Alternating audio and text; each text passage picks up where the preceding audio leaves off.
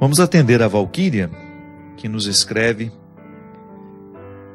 Padre, eu acredito que o senhor possa me orientar sobre um conflito que tenho vivido e que já me segue durante muito tempo da minha vida.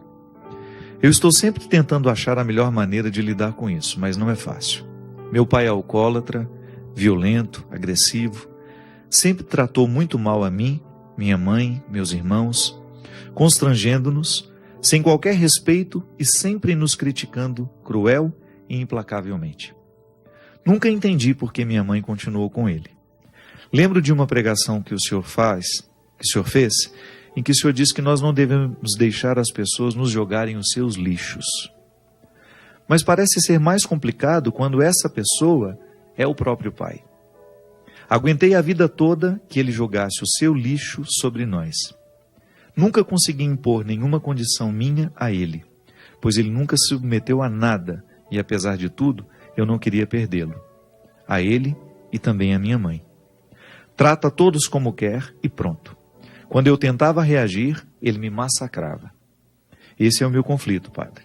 Amar o meu pai, mas ao mesmo tempo não conseguir conviver com ele sem me sentir humilhada, desrespeitada. Já tentei de todas as formas. Às vezes me afasto, às vezes me aproximo, mas é sempre muito doloroso. Às vezes também sinto pena dele. Hoje sou casada, feliz, mas ainda alimento esse conflito. Não sei se devo me afastar totalmente. Não sei se ainda sei como lidar com isso. Se fosse uma outra pessoa, eu com certeza me afastaria, mas sendo meu pai, é bem mais complicado. Muito obrigado, padre. Muito obrigada, padre. Suas palavras têm sido uma luz no meu caminho. Quem nos escreve é a Valquíria. Muito obrigado, Valquíria. Eu sei o que você passa, minha filha, porque vejo de perto o tempo todo as consequências nefastas que o álcool provoca numa pessoa. Primeiro que toda vez que você tem uma pessoa viciada, você está diante de uma pessoa que perdeu a pertença. O que o vício faz? Ele age na vida de uma pessoa, privando-a de decidir, retirando dela toda e qualquer possibilidade de ser livre. Então aquele que tem a dependência do álcool, ele não sabe dizer não ao álcool. Ele vai agir de acordo com as necessidades que o álcool provoca na vida dela. E a gente sabe muito bem o tanto que o álcool provoca desarmonia dentro de casa. Porque não é fácil a gente conviver com uma pessoa que não se pertence mais. Com uma pessoa que não é capaz de decidir por ela mesma. E eu nunca vi um fruto positivo na vida de um alcoólatra. Vindo do álcool, nenhum fruto é positivo. É por isso que ele é radicalmente ruim. É claro que eu não estou falando de você beber de vez em quando uma cerveja com seus amigos, uma taça de vinho, mesmo que até Jesus gostava do vinho, foi o primeiro milagre que ele realizou. O primeiro milagre que Jesus fez não foi ressuscitar os mortos, não foi curar um doente, foi devolver a alegria a uma festa. Jesus gostava de uma festa, porque ele sabia que a festa é importante à vida humana. É importante o coração humano se alegrar, estar com os amigos. Jesus sabia das coisas. Era um homem de bom gosto. Ele multiplica o vinho justamente para nos demonstrar que a alegria deve fazer parte da nossa vida. Mas a gente sabe que o limiar é muito estreito. Entre um copo de vinho, uma taça de vinho, uma segunda, uma terceira, uma quarta, uma quinta, a gente sabe muito bem. O alcoólatra é aquele que não consegue estabelecer um limite para as taças de vinho. Uma pessoa que bebe socialmente para viver essa alegria, essa descontração que uma taça de vinho pode nos trazer, é aquela pessoa que está no controle da situação. Quando uma pessoa começa a depender deste álcool para ser feliz, então nós já estamos falando de um vício se estabelecendo. Porque as toxinas, as substâncias tóxicas, elas provocam isso nas pessoas. Uma sensação de alegria, de descontração, de leveza. A maconha faz isso, a cocaína faz isso, o LSD, o crack. É como se fosse um esquecimento da realidade. Então a vida daquela pessoa é tão ruim que ela busca uma droga para poder aliviar o peso que a vida tem. Nós não estamos falando de uma realidade fácil de ser administrada, porque a partir do momento que o cérebro fica dependente dessa substância, já precisa de um tratamento. Valquíria, muitos lares são destruídos porque os pais ou as mães, porque existem muitas mães alcoólatras também, eu já vi muito de perto situações em que o contrário acontecia. O pai não era alcoólatra, a mãe era alcoólatra. Muitas famílias são destruídas pela violência que provém do álcool, justamente porque faltou a sabedoria de reconhecer, no momento em que este processo estava acontecendo, que ali estava se estabelecendo uma dependência. Minha filha, você já tem um quadro estabelecido. Um pai dependente do álcool, provocando estragos em vocês. Primeira coisa, se existe agressão física, isso é caso de polícia. Homem nenhum. O sacramento do matrimônio não pode ser um esconderijo para a agressão de homens a mulheres. Denunciar à polícia quando existe uma agressão física, e sobretudo quando isso vai se repetindo, é uma obrigação do filho ou da mulher que sofre essa agressão. Sabe por quê? Os homens precisam se responsabilizarem pelas suas atitudes. Tem muitos homens que viram verdadeiros monstros dentro de casa porque eles não são denunciados, porque as mulheres passam tudo sozinhas, porque os filhos, com medo de denunciarem o próprio pai, provocam a ele um mal pior, porque vão dando a ele o alimento que faz com que ele se torne cada vez pior, cada vez mais agressivo, que é justamente a clandestinidade. Eu não sei se no caso de vocês existe essa agressão física. Se há, dentro dos nossos lares, agressões físicas, nós precisamos procurar a justiça. Isso precisa parar. As nossas mulheres não podem continuar sendo agredidas dentro das nossas casas, debaixo dos nossos lares e protegidas pela pseudo-compreensão de que, por ser o nosso marido, por ser o nosso pai, por sermos casados e por sermos cristãos, nós não podemos denunciar a agressividade que acontece dentro da nossa casa. Eu tenho certeza que se Jesus encontrasse uma situação dessa, ele iria relatar assim: entregue à justiça e lá vamos resolver esse problema. Agora você fala de uma outra realidade, que é justamente como estabelecer com esta pessoa, como fazer para que a minha relação de filha com meu pai lhe prive, ou melhor, lhe barre no momento em que ele vem julgar sobre mim os seus lixos. Minha filha, toda a realidade difícil que nós temos dentro de casa precisa ser enfrentada. Muitas vezes as coisas dentro de casa não são resolvidas porque nos faltam a formalização do enfrentamento. Não é quando seu pai estiver bêbado que você vai ter essa conversa com ele. E o melhor seria, Valquíria, se toda a família reunisse, convocasse o pai. Pai, nós queremos uma reunião com o senhor. Formalizasse o enfrentamento.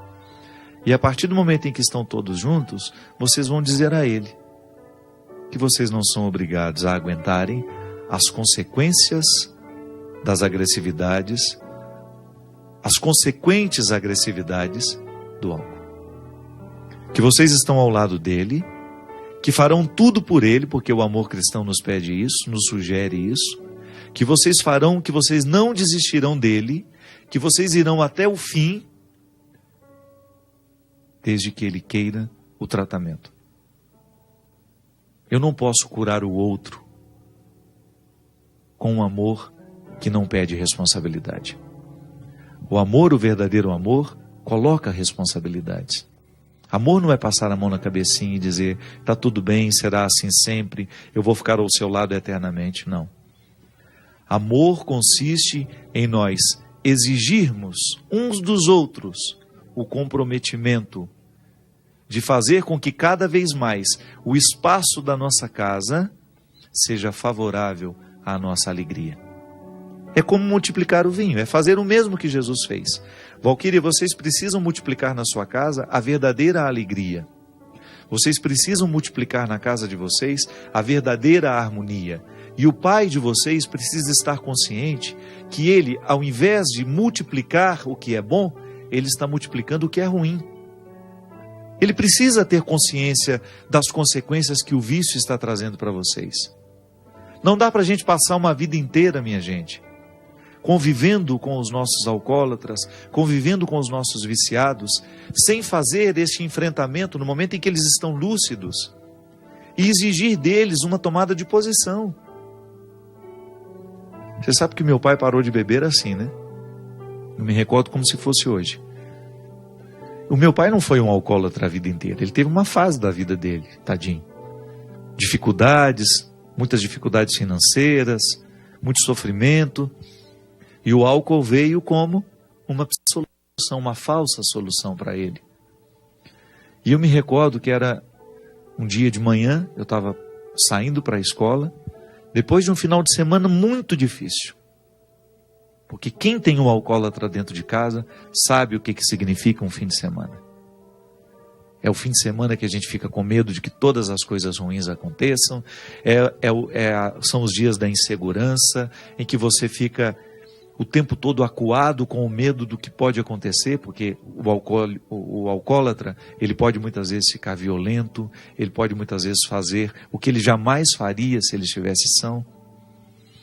E depois de um final de semana, de brigas, de confusões, eu me lembro que eu estava saindo para a escola, o meu pai estava sentado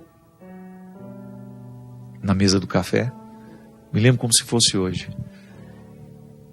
E eu trêmulo, porque imagina eu, um menino de 7, 8 anos, me encorajando para dar um conselho ao meu pai. Não é fácil. E aí eu pedi a ele, posso falar uma coisinha com o senhor? Aí ele me olhou assim assustado, com aquela cara de ressaca, né? A ressaca moral, de saber que errou. Aí foi nesse momento que eu pedi a ele. E com muita simplicidade eu expliquei a ele tudo o que o álcool dele provocava em nós, em mim, na minha mãe, nos meus irmãos. E foi incrível a transformação que meu pai teve depois daquela conversa.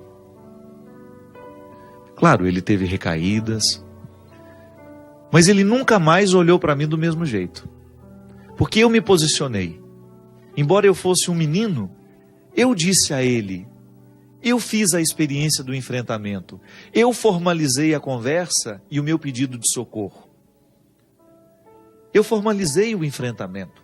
Eu disse a ele uma realidade que me ocorria e que talvez ele pudesse nem, claro, percebia, mas ele não tinha tido ainda o meu respaldo. Ele não tinha escutado de mim que ele não podia contar comigo para ser aquele homem que ele estava sendo. Ele não tinha o meu respaldo.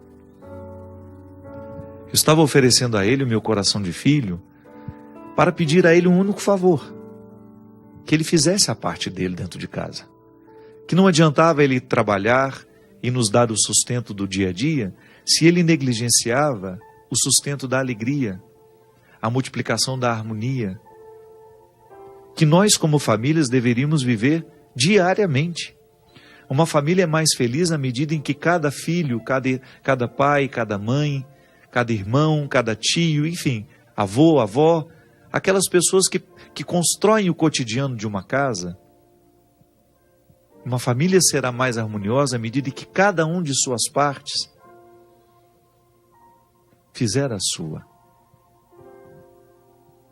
lição de casa, a parte que lhe cabe. Não tem como você esperar que uma família seja feliz a partir de uma única pessoa. O empenho não pode ser de uma única pessoa. E às vezes, Valquíria, o que nos falta é isso.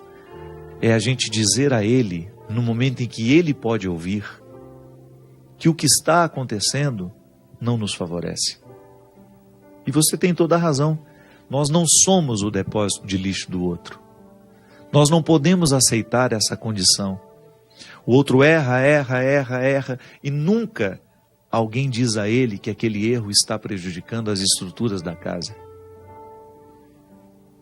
Porque às vezes, o outro pode até ter a consciência de que está errado, mas lhe falta a formalização do pedido de socorro. E um filho sim tem o direito de pedir ao pai que ele faça, chamar a responsabilidade do pai. O filho sim tem o direito. É uma inversão de papéis. É uma inversão de papéis. Mas se os nossos pais não estão se comportando como adultos, cabe a nós pedir a eles esse comportamento. É lamentável. Esse processo de imaturidade cada vez mais crescente em nosso meio, as pessoas estão se casando muito imaturas, estão estabelecendo famílias, vínculos familiares muito cedo, sem nenhuma maturidade. Isso tem prejudicado demais. Isso tem feito com que cada vez mais as nossas estruturas sejam frágeis e fiquem fragilizadas e gerando outras estruturas frágeis. Porque um filho que não teve o aconchego de uma família, que não aprendeu a construir essa harmonia no dia a dia pela colaboração, porque o modelo familiar é de colaboração. Todo mundo precisa colaborar um pouco, até financeiramente. Me lembro, lá em casa sempre foi assim. Um filho pagava a água, um filho pagava a luz, o outro ajudava a comprar a alimentação, alguém pagava o açougue, era assim. É justo. A colaboração faz com que a gente se sinta parte integrante do todo. Mas não é só financeiramente, não. É a colaboração afetiva. Como é que eu posso colaborar afetivamente para minha casa ser uma casa feliz? Como é que eu posso fazer para que o meu lar seja um ambiente harmonioso? Eu não posso esperar isso só do outro. Eu tenho uma parte que me cabe. Seria uma imaturidade da minha parte dizer que os outros construirão um lar feliz para mim e que eu tenho o direito de soltar todas as minhas farpas, todas as minhas ferpas. Não é assim que funciona. É a colaboração. Eu colaboro para que o meu lar seja harmonioso. O meu pai colabora. E aí que é interessante, minha gente. Imagina, às vezes você tem os filhos todos no espírito de colaboração e um pai lá desgarrado, fazendo tudo como se fosse uma criança de 2, 3 anos, sem nenhuma responsabilidade, sem nenhuma consciência. Está na hora da gente acordar. Qual é a colaboração que você dá do ponto de vista afetivo à sua família? Como é que você ajuda a sua família a ser mais harmoniosa? Qual é a parte que lhe cabe neste milagre de fazer um lar ser feliz? Se a gente não se responde com sinceridade a essa pergunta, a gente fica alheio ao nosso papel. Quando a gente responde com sinceridade a essa pergunta, a gente tem a possibilidade de analisar o nosso jeito de ser. Qual é o meu papel? Como eu colaboro afetivamente na harmonia do meu lar, para a harmonia do meu lar? Aí você entra no coração desse evangelho que nós começamos o programa hoje, que é justamente o espírito cristão, que é esse que me faz estar o tempo todo na busca de construir harmonias ao invés de semear ódios. O espírito cristão precisa perpassar as nossas relações humanas. Essa regra que o evangelho me coloca e que é tão difícil de ser alcançado: dar a face quando alguém nos bate, devolver o bem àquele que nos faz o mal, dizer palavras benditas àquele que nos amaldiçoa. Essa regra, quando ela é assumida dentro de casa, você pode ter certeza que ela é profundamente revolucionária.